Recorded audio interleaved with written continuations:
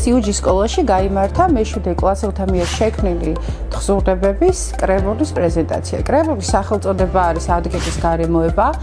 აღნიშნულ პროექტზე მუშაობის იდეა გაგვიჩნდა მიმდინარე საშინაო დავალების მიხედვით, როდესაც მოსწავლეებმა შეისწავლეს რეზო ინანიშვილის ტექსტი „შორეული თეთრი მწვერვალი“, რომლის მიხედვითაც თავადაც შექმნეს ტექსტები საკუთარი საყვარელი ადგილების აღწერის შესახებ.